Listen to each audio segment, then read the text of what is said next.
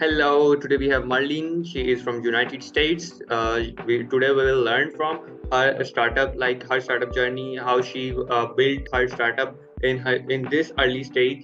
So, any advice for us so we can learn from this advice and can build our own startup.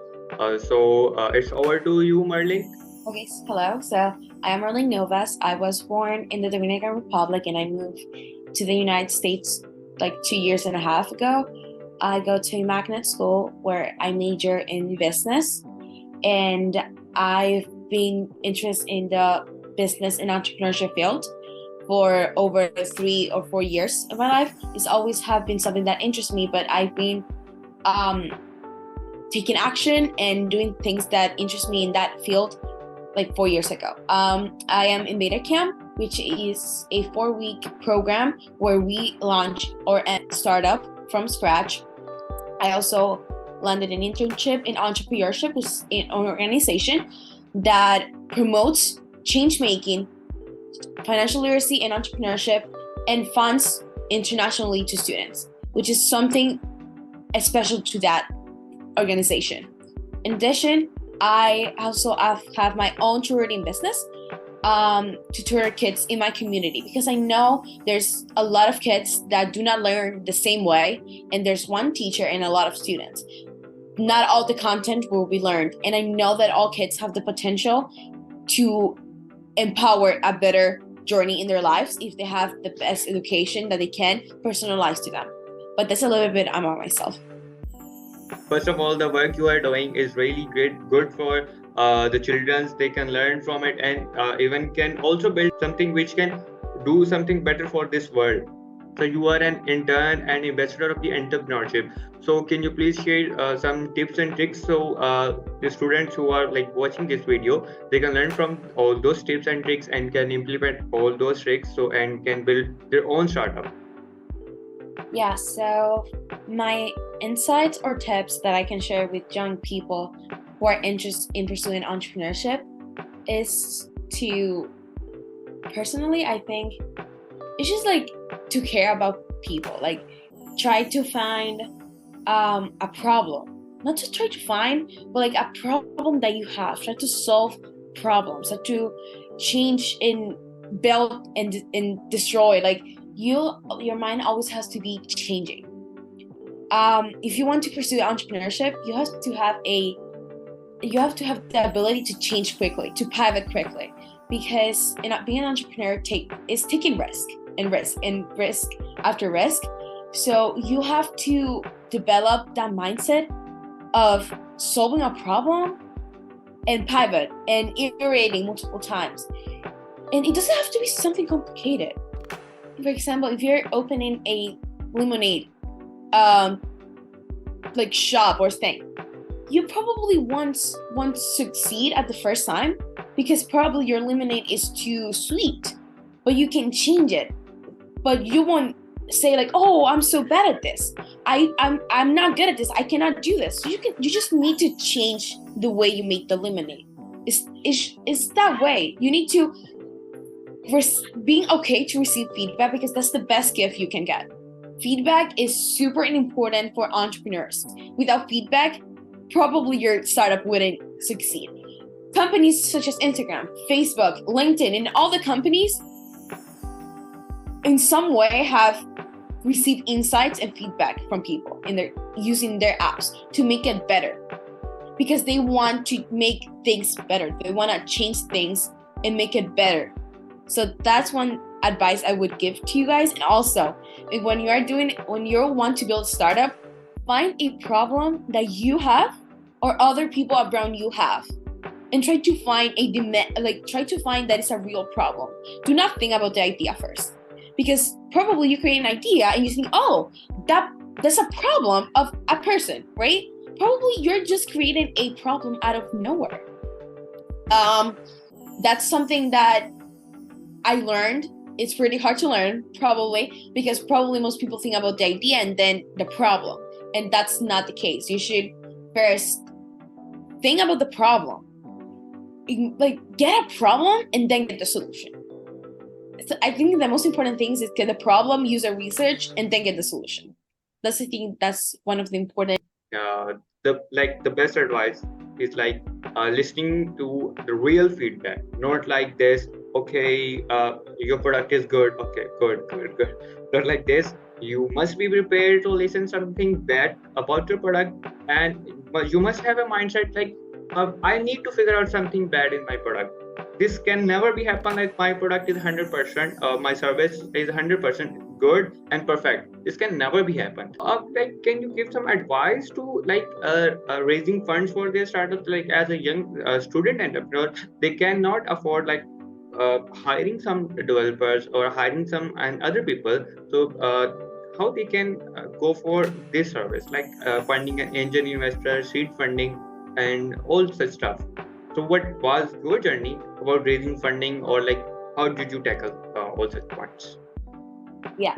So I am in a camp where I'm going to pitch my startup idea, to investors that are not going to necessarily give us fund, but probably. But okay, so my advice is networking.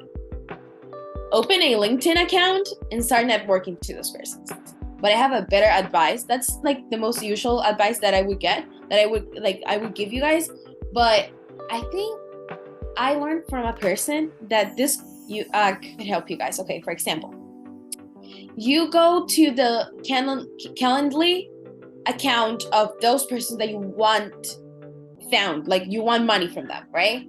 You schedule a meeting with them, and then you pitch your idea with those investors, and you go to their Calendly account and make a meeting with them.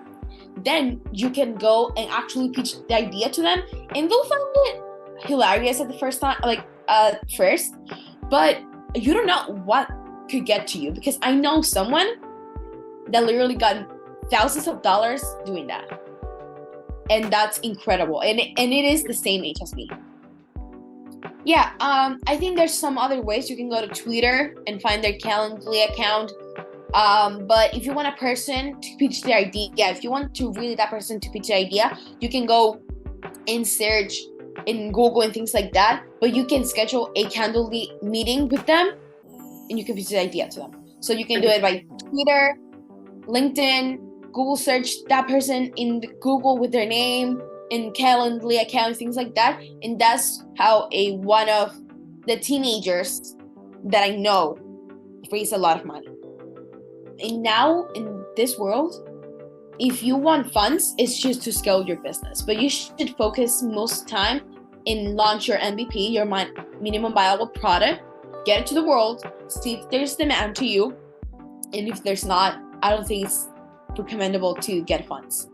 And if you're building a product, which is something that's not a service, things like that, you should definitely try to do it yourself with the materials that you have, and try to prove first if it actually is gonna work before getting money from people that you have to get back afterwards. So you guys need to be very careful with what you're doing, and you need to be pretty conscious of the decisions that you're making, because if that person gives you money and then you cannot build the product, that's a problem.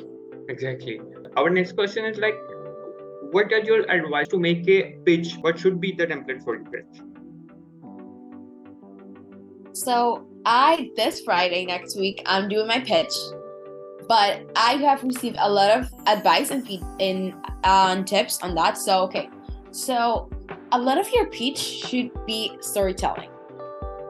Storytelling your product, instead of explaining it, storytell the experience, the problem, and things like that. You should have a knowledge of your business. You're not just going there and presenting to them, and then when they ask you questions, you don't know how to answer them in a cohesive and smart way.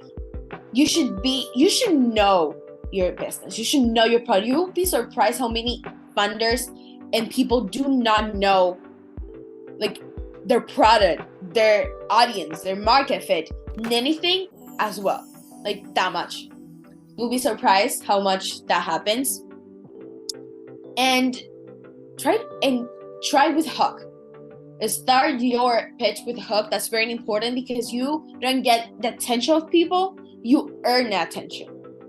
You cannot just start your pitch as simple as possible. You need to hook them. Like for example, I don't have an example right now, but so if I would to pitch Facebook, I would do like a very good hook, like get the attention to those people, like something that interests them or something that trick their hearing. Like for example, you say something that people like, oh my god, what you have said, and then you like say it the way you wanted to say it.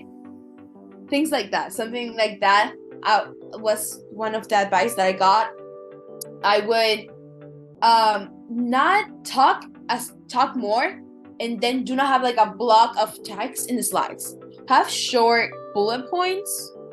Have a good deck.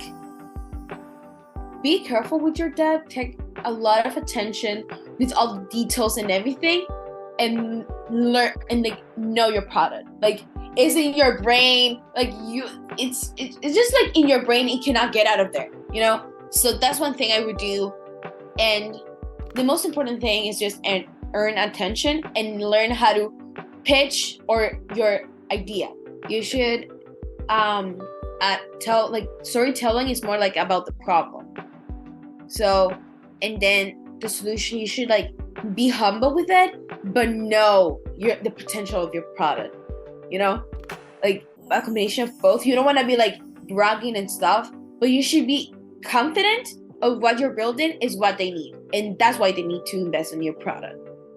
With if someone is building like someone is going to build a project like service or a product, so how he can like go for the right number of TAM, SAM, and so on? I mean, the TAM, SAM, SOM is a good term to predict your market when you launch your MVP or startup. That's a good way to see what percent of the whole market will be yours. But to do that, you also have to niche down your target audience. So a lot of startups that start small, you should definitely niche down to specific demographic. For example, if you're building a startup to pregnant women, you should like to women, you should you are a fitness coach, for example. What you do is like, I am opening a business for moms that have that want to lose weight, and want to go to the gym and have 3 kids. You are just targeting a specific demographic that is not everyone. There's a lot of moms, but you're targeting the moms that have 3 kids, for example, and that want to go to the gym. Things like that, you have to niche it down pretty low, so you can actually get decisions so much easier. Because if you are targeting like a whole audience, like a whole market, imagine how difficult it will be to make decisions. If someone have an idea, so how he can like justify this is something which can revolutionize the entire world? What are the main advices to the youngest entrepreneur? Yeah, the best way to validate an idea or a problem is you just only have an answer. It's user research. You should definitely do user research, because even if you want to validate your idea, you have to do user research. And probably if you want to validate your idea and the user research tells you the other, like, it's not like your idea for solving that problem, it doesn't even make sense to them, or it's not something that they will use or want or pay for it, my friend, you need to like pivot to another idea, because you need to validate your problem through user research, your idea through feedback and user research. Give some examples of earning models. Like we can go for the freemium model, the free services with the subscription paid, or the paid model. Give some idea of like the earning model. Okay, so there's a lot of business models. There's not like a frame specifically of how the business model of your business should be, and there's a lot of ways you can gain money through your business. The most known are subscription, freemium, sales, just like payments like through cards and everything. For mine, I am using like a freemium type of thing. but it depends. There's not a guide of like this business model that your business should be, because depending on the how your business is, it can be completely different. It can be the same business as the other competition, but your business model can be different, you know? So the business model is how you gain money. That can vary from business to business. Perfect. Sometimes there's like the same thing. Like if it's a restaurant and there's another restaurant, it's the same thing. But how a lot of startups are evolving right now, like evolution and evolution, and there's a lot of other business models that have uh that have been designed and used by companies that are not the same. So Marlyn, bundle of thanks for coming and giving an interview, such a productive interview. So I feel like every young entrepreneur, so anyone like who wants to build a startup, he or she can learn a lot from this. So any particular or any advice you want to give, like, so we will end up this meeting. Do not stop to be creative. Do not stop to speak your mind to people. Be you, be weird, but at the end you'll solve a problem for someone. Do not stop. Do not let the system to stop you to think creatively, and speak your mind. You are powerful. You are creative, and you should definitely do what you feel happy and good doing. Good. Bye. Bye.